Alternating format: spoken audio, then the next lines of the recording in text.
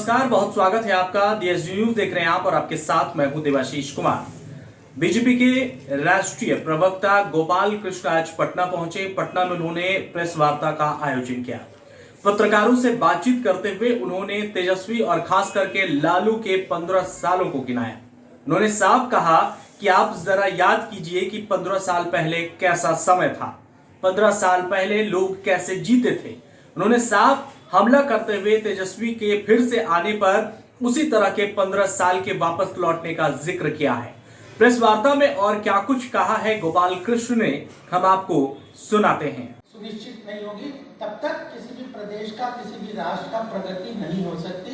महिला एम्पावरमेंट, महिला सशक्तिकरण की अगर आप बात देख लें तो हाईएस्ट ड्रॉप आउट पहले था गर्ल चाइल्ड का, और नेशनल एवरेज में पूरे देश में प्रदेशों के हिसाब से गर्ल चाइल्ड का ड्रॉप आउट स्कूल से हाईएस्ट था बिहार का।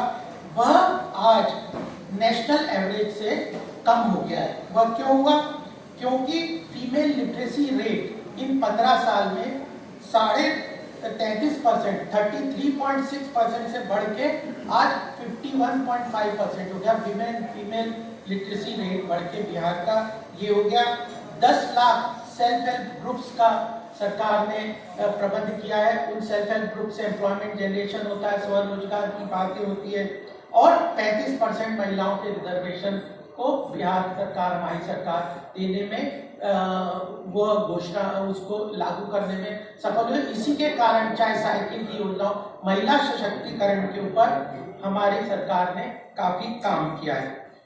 यहाँ पे बहुत सारे प्रवासी मजदूर हैं, अलग अलग प्रदेशों में जाते हैं, पंजाब में जाते हैं, एग्रीकल्चर सेक्टर में, कंस्ट्रक्शन में लेबर फोर्स है।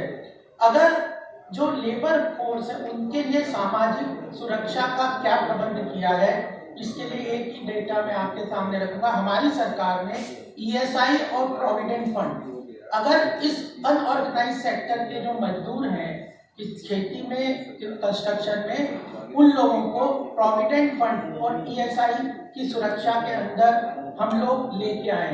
पहले केवल ऑर्गेनाइज सेक्टर के लेबर यानी इंडस्ट्री यूनियन वगैरह के ही लोग केवल उसमें आते थे, उनको ईएसआई और पीएफ प्रोविडेंट फंड की सुविधा मिलती थी।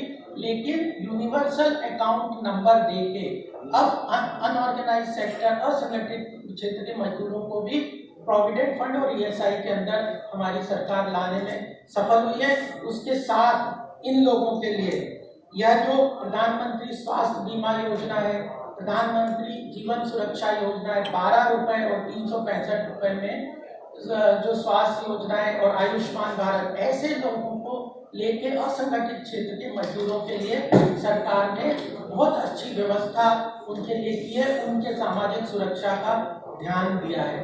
और अगर इन सारी आर्थिक पहलुओं को देखने के बाद अगर हम देखें कि गवर्नमेंट का एक्सपेंडिचर सामाजिक क्षेत्र में क्या हुआ है, तो पहले जो उसमें लगभग 21.5% की ग्रोथ एक्सपेंडिचर की केंद्र की, इसकी जो बजट के तहत गवर्नमेंट एक्सपेंडिचर 21.5% का बढ़ा है इन सालों में। और उस बढ़त के साथ करप्शन फ्री एम्प्लॉयमेंट, क्यों इतने रोड्स बन गए? अगर रोड्स का कंस्ट्रक्शन आप देखें, कई हजार किलोमीटर पहले मात्र 350 किलोमीटर के रोड थे डबल लेन के, वो 9000 के करीब 94,500 ग्रामीण किलोमीटर की ग्रामीण सड़क बनी है इन 15 साल में। 2 लेन 160 किलोमीटर रोड थे 2005 में, वो बढ़ के 4359 किलोमीटर हो गए। इतने रोड कंस्ट्रक्शन, 2200 पुलों का निर्माण हुआ है। गंगा में, कोसी नदी में, सोन नदी में, गंडक नदी में, इन सब नदियों में कई पुल किए, 2200 पुल का निर्माण किया।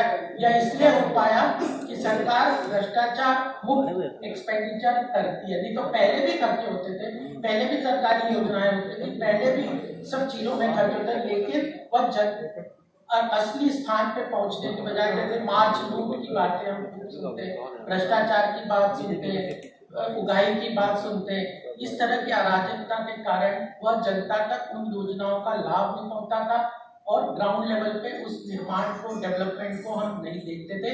वह सारी इस सरकार में हुई है। और एक महत्वपूर्ण घोषणा ये की है कि जितना भी गवर्नमेंट प्रोक्योरमेंट है, भ्रष्टाचार का सबसे सीधा क्या होता है, जो भी गवर्नमेंट प्रोक्योरमेंट है अपने लोगों को टेंडर दे दो, अपने लोगों का काम कर लो।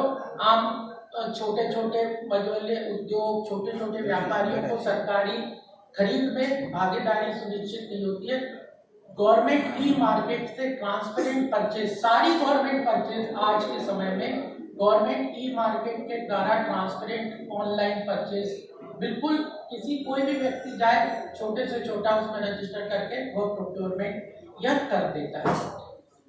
नई शिक्षा नीति, प्रधानमंत्री जी ने परसों बोला कि हम नई शिक्षा नीति लाए।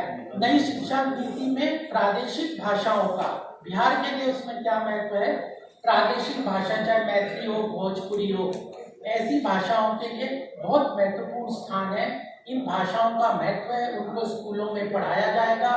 और आज भोजपुरी और मैथिली जैसी रिच लैंग्वेज पूरे भारत में सामने रखें, वो फर्क आपको बिल्कुल साफ दृष्टि से नजर आएगा। और यही महत्वपूर्ण है, आने वाले समय में अर्थव्यवस्था को हम कहाँ ले जाएंगे, कैसे प्रदेश की प्रगति करेंगे, यह बिल्कुल अच्छी तरह से जनता के सामने रखता है। नीतीश जी और एनडीए की सरकार का जो मुख्य मूल मंत्र है विकास का, सरकार का अगर पिछली सरकारों का जातिगत वगैरह की फोकस था, तो हमारा विकास का है, गुड गवर्नेंस और मॉडल ऑफ डेवलपमेंट। प्रदेशों में भी अगर आप देखें कि डिफरेंट स्टेट्स, कोई प्रदेश बहुत आगे है, कोई पीछे है। बिहार को पिछड़े राज्यों की श्रेणी में रखा गया था, क्यों? क्योंकि सरकार का फोकस कभी भी डेवलपमेंट का नहीं रहा। वह 15 साल का अगर आप इतिहास देखेंगे तो यहाँ की एनडीए सरकार नीतीश जी में गुड गवर्नेंस और मॉडल ऑफ डेवलपमेंट, यह दो मूल मंत्र के साथ हमने सरकार चलाई है। इसके साथ मैंने आपको कुछ पैरामीटर्स दिखाए थे। आम जनता को क्या फायदा हुआ, यह तो आर्थिक विषय से कुछ प्रोफेसर्स, एकेडमिशियंस उनके लिए है, लेकिन आम जनता को क्या फायदा हुआ, तो 2-3 पैरामीटर्स आपके सामने अवश्य रखूंगा। बिजली की उपलब्धता, ये बार बार याद दिलाने बहुत जरूरी होते हैं, नहीं तो लोग भूल जाते हैं, इनका बड़ा प्रभाव है। 22% बिजली की उपलब्धता थी यहाँ पे 2005 से पहले, और कोई वो लगभग 55 साल की प्रगति के बाद बिहार में 22% बिजली की उपलब्धता थी, वह 15 साल के छोटे से कार्यकाल में 100% उपलब्धता हुई। सड़कों का निर्माण ग्रामीण क्षेत्र से लेके 2 लेन 6 लेन ऐसी सड़कों का कवरेज ग्रामीण क्षेत्र को विशेषकर मात्र 34% था, वह बढ़ के 96% हो गया। और प्रति व्यक्ति आय, एक व्यक्ति की आय 8,000 रुपए से बढ़कर 43,822 रुपए हो गई।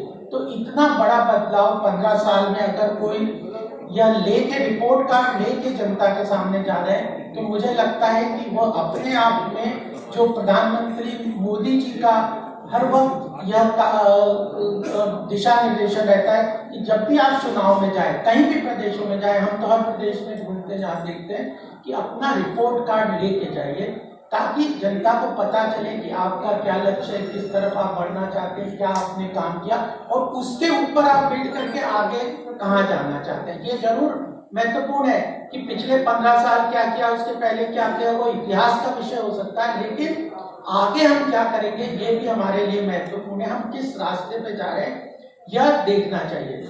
सबसे बड़ी बात अभी बिहार में है कि जॉब के ऊपर प्रॉमिस कर रहे हैं, कह रहे हैं हम इतने जॉब देंगे, इतने इस प्रकार सरकारी नौकरियों में जॉब दे देंगे। एक ही डेटा मैं आपके सामने देना चाहता हूँ, 2005 में के पहले 10 साल 96 से लेके 1996 से लेके 2005 तक जो टीचर्स की भर्ती थी, मात्र 30,000 टीचर्स की भर्ती हुई। 90,000 केंद्र सरकार के कई लेटर्स है हमारे पास, जिसमें केंद्र सरकार ने प्रदेश सरकार को, उस वक्त की सत्ता को, के लोगों को, यहाँ पे आरजेडी को लिखा था कि 90,000 टीचर्स की सैलरी केंद्र सरकार का प्रेशर था कि हम देंगे, आप उन्हें एम्प्लॉय करिए, लेकिन उस 90,000 में से भी मात्र 30,000 लोगों को एम्प्लॉयमेंट मिले, लगभग 9-10 साल में इन्होंने दिया। और उस कंपैरिजन में अगर 15 साल को आप देखें तो 3 लाख टीचर्स की भर्ती हमारे सरकार के दौरान हुई है। जॉब क्रिएशन की बात देखें तो सबसे महत्वपूर्ण स्वरोजगार की बात है। आज इतने लोग युवा लोग आते हैं काम के लिए, नौकरी वगैरह के देखते हैं, तो हम रोजगार के अवसर प्रदान करने का हमारा जो फोकस है मोदी जी का, सरकार का, केंद्र का, प्रदेशों में, तो मुद्रा लोन बहुत ही महत्वपूर्ण योजना है जिसपे स्वरोजगार के लिए युवाओं को बड़े अवसर प्राप्त होंगे। तो 2.5 करोड़ 2.4 करोड़ लोगों को यहाँ पे बिहार में मुद्रा योजना के तहत लाभ प्रोवाइड किया गया है और 92,000 करोड़ का लोन पिछले 4-5 साल में दिया गया है। पुलिस फोर्स में काफी भर्ती की गई है। तो इस तरह की जो सरकारी नौकरियों की आपूर्ति की बात है, उसमें एम्प्लॉयमेंट की बात है, उस सब में प्रदेश सरकार पूरी तरह से जागरूक है और उसमें अचीव करने के लिए रोड मैप की तरह आगे बढ़ रहे हैं।